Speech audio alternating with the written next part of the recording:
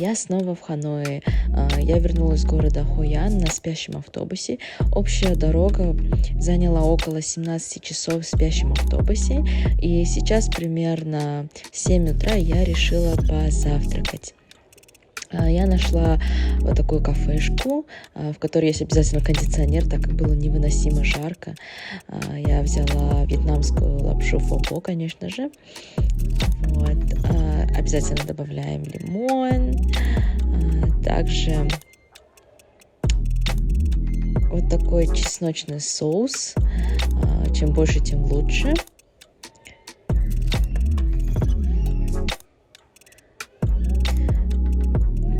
И теперь можно кушать. Это Опера Хаус, напротив которого за мной должен был приехать туравтобус. Но, к сожалению, он очень сильно опаздывал аж на час. И вот когда уже полил дождь, наконец-таки за мной приехали. Всю дорогу лил ужасный ливень. И я вообще должна была поехать на другой тур в Халонг-Бэй. Это очень знаменитое место. И мы должны были плыть на яхте, но из-за шторма и погоды данный тур отменили буквально за несколько часов до его начала. И в 6 утра мне написал туроператор и предложил другой тур или перенести его на другой день. Но так как это был крайний день, у меня не было выбора, и я согласилась на другой тур. В итоге я поехала в место, которое называется Нинбин. Это провинция, а также город, который находится в 100 километров от Ханоя. И это также является очень знаменитым местом для туристов. По дороге у нас была вот такая вот остановка, где все могли немножко передохнуть и также приобрести сувениры местных мастеров. И вот вы можете здесь наблюдать, как создаются картины, вышитые местными мастерами в национальном колорите, как рисовые поля, либо вот лодочки.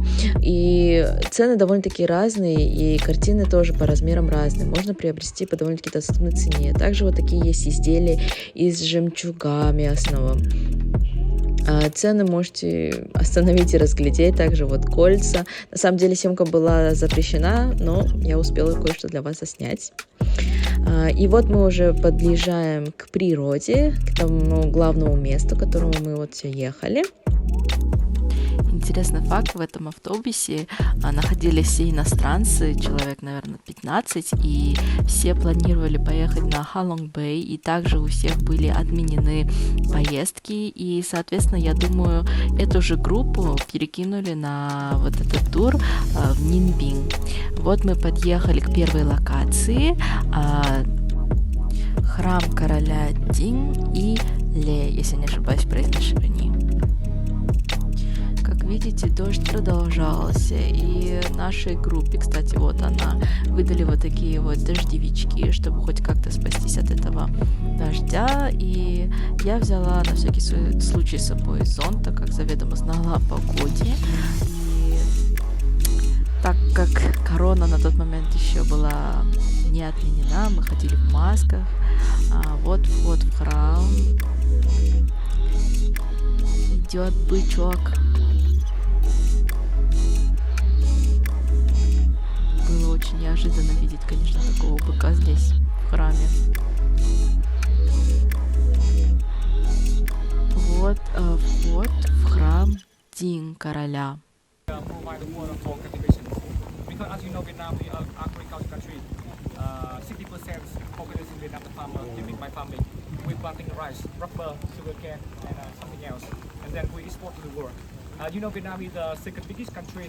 Export the rice to the world after Thailand. We are also the second biggest country export coffee to the world.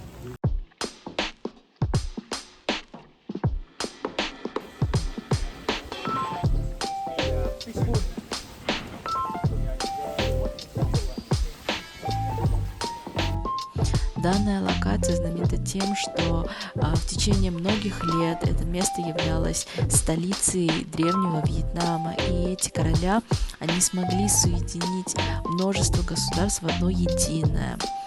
Здесь мы видим храм короля Дина.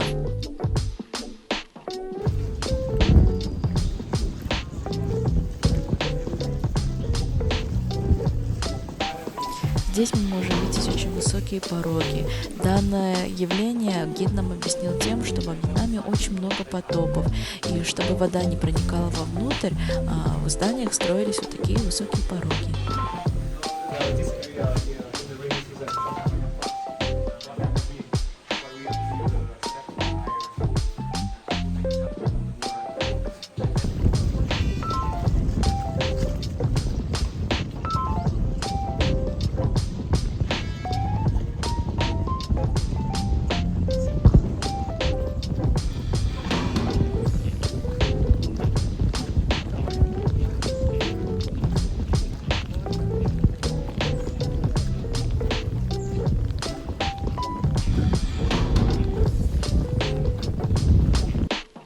Чем больше я наблюдала за красотой всех пейзажей и храмов, которые мне удалось увидеть, я была действительно поражена этой всей красотой и ничуть не пожалела, что я попала именно на эту локацию.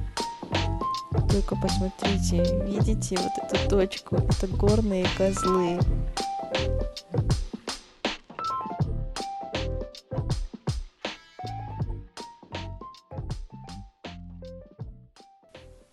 Следующее активити по плану было катание на великах.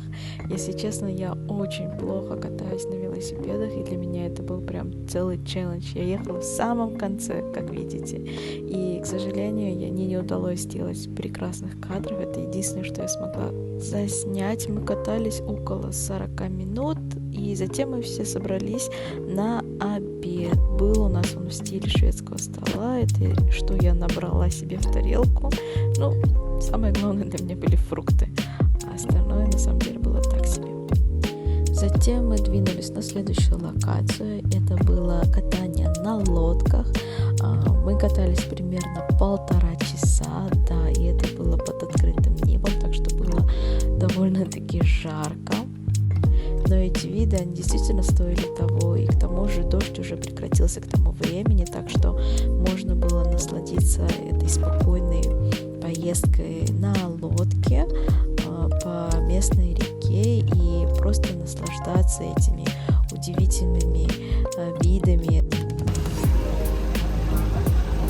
You're also supposed to go today to the Halong Bay? Yeah, same. I think all of us.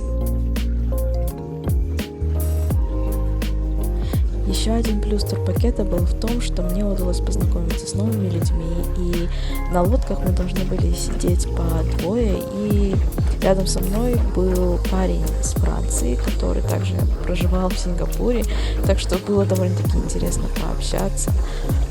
А еще интересно было то, что данные лодки управлялись людьми сзади, довольно-таки пожилыми дедушками и бабушками, которые вручную толкали лодку, и некоторые не просто руками, а своими ногами даже гребли эти лодки.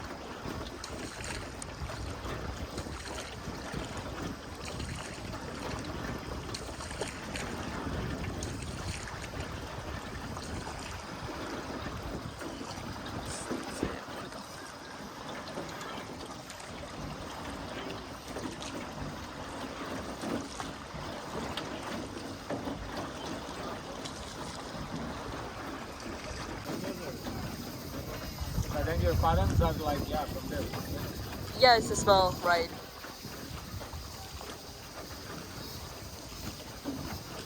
And home of the Korea. And so that's means home, of course, but yeah, it's nice, good experience.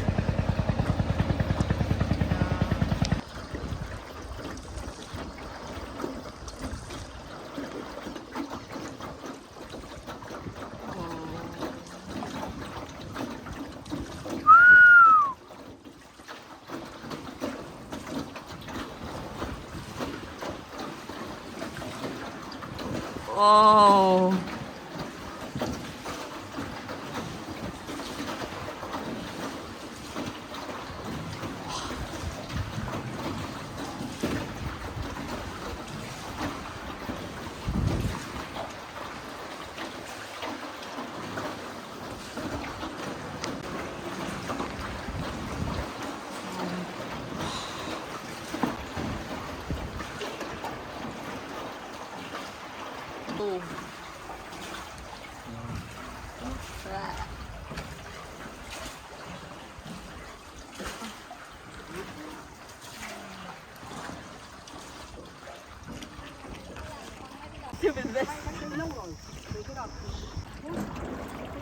You might need to Google it.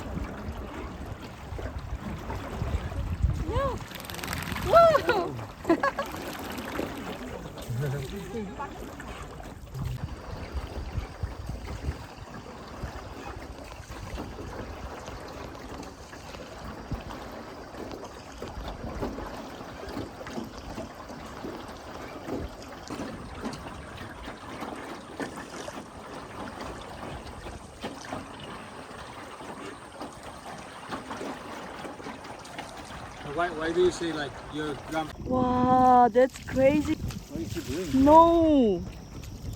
No. What is he doing there?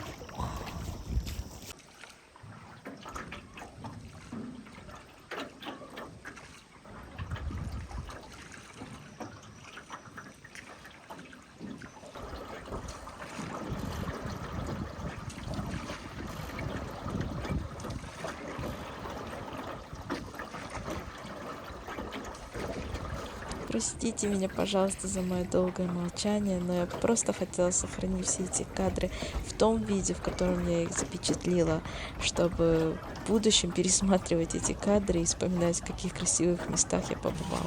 Are you ready? Kind of. Kind of. I see you nervous. I do. I am. Are you thinking about maybe I'm thinking, do I have another choice? Mary Station? Yeah, I will definitely go. Это название новой локации, где мы должны подниматься на самый верх, примерно 500 ступенек. Я на самом деле очень не люблю походы в горы и подниматься куда-то наверх, и для меня это было опять же большим испытанием, но мы не сдаемся, мы идем до конца.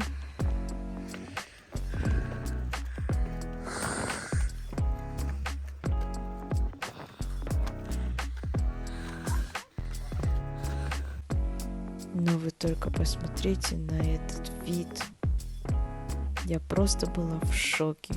Все эти 500 ступенек, они действительно стоили того, чтобы добраться до сюда. А как свежо тут было на высоте. Просто словами не передать, насколько тут было классно.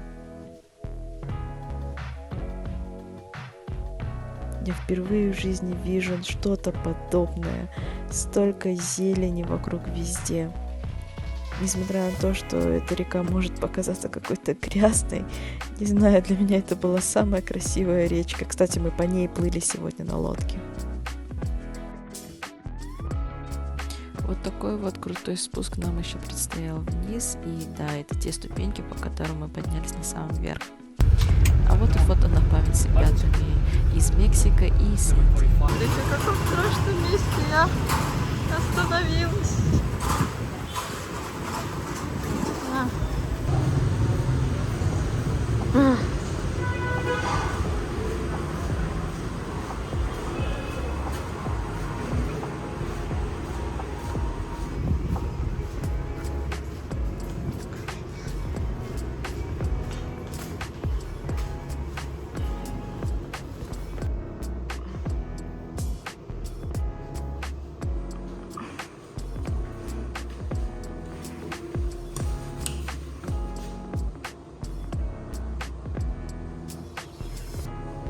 комнаты. Там вот ванна. Здесь лестница вниз. И, блин, так прикольно из окна, как будто бы я действительно живу в Вьетнаме. Необычно. Смотрите, как ладно. Вообще, да. Cool. Кондер есть, в принципе. Более или менее не, да? Более или менее не. Пойдем.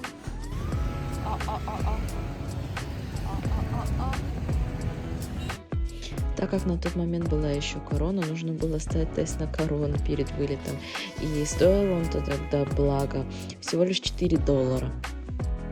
И так как на данный момент эта информация уже не актуальна, напоследок посмотрим еще раз вьетнамские улицы. Тут у нас местный университет. И прожив большую часть своей жизни в Средней Азии, где много пустынных местностей и здания у нас расположены далеко друг от друга, и когда приезжаешь вот в такой мир, где все очень близко-близко друг к другу настроено, смотря на этих проезжающих мотоциклистов, на всю эту зелень и большое количество вывесок, это просто действительно очень удивляет, и для меня это было очень интересно, и я прям наслаждалась прогулками по этим улицам каждый день. Просто посмотрите на местных людей, как девушки одеты в платье. И также в таком же виде они могут сесть на мотоцикл и запросто поехать. Далее я посетила огромный рынок в Ханое. Он также очень знаменит между туристами. И я также решила посмотреть, что же там внутри такого необычного.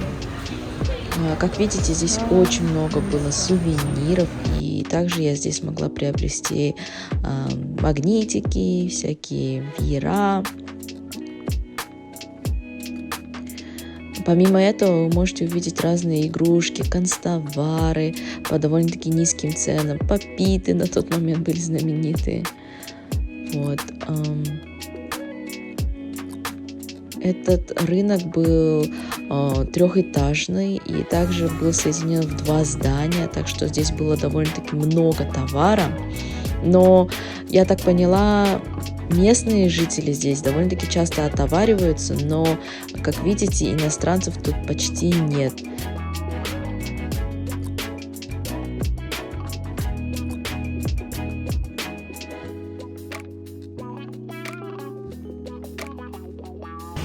Еще раз я была удивлена местными девушками, они действительно ухаживали за собой. Только посмотрите, в каких платьях, на каблуках они гуляют. К сожалению, в случае с парнями мне не довелось встретить очень много красивых парней, но, может быть, это просто дело вкуса. До отлета у меня еще оставалось время, и я наконец-таки пришла попробовать знаменитый пунтя.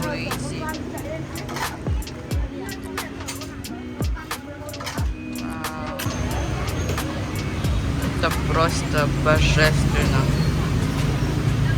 Вы видите этот кусок мяса? Он просто вау. Это нереальное мясо, сделанное на углях. Я не знаю, это очень вкусно. Я добавила чеснок, перчик. Кайф. Самое лучшее, что может быть.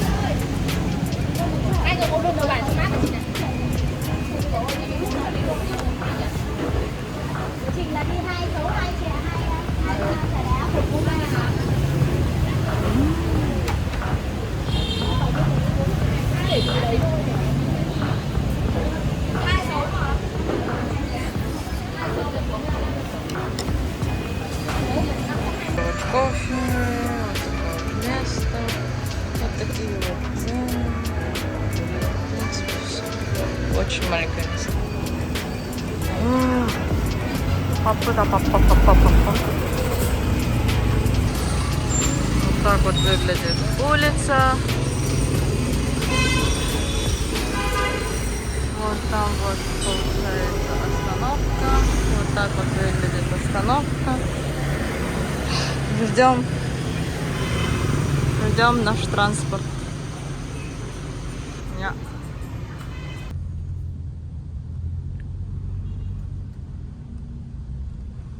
Слушайте, ребята, это шикарно. Вот такая вот машина за 50 тысяч, так же, как и автобус, в принципе. Я считаю, что это идеально. Также мне крайне повезло, так как, по идее, такси смог подобрать попутчиков, которые едут в аэропорт, но в этот день не было никого, кто добирался в аэропорт, так что я ехала всю дорогу одна. Это, собственно, та самая машина, на которой я и приехала. Ну вот мы и в аэропорту. Летим обратно в Корею.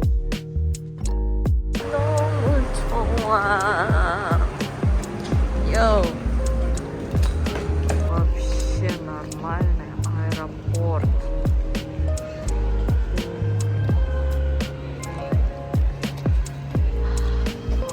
В общем, я провела 9 дней и 8 ночей во Вьетнаме, и за эти дни я успела посетить около 4 городов, и это было действительно очень интересно, и я увидела много нового, и честно, я не ожидала, что Вьетнам настолько красивый, и здесь столько много мест, которые стоит посетить.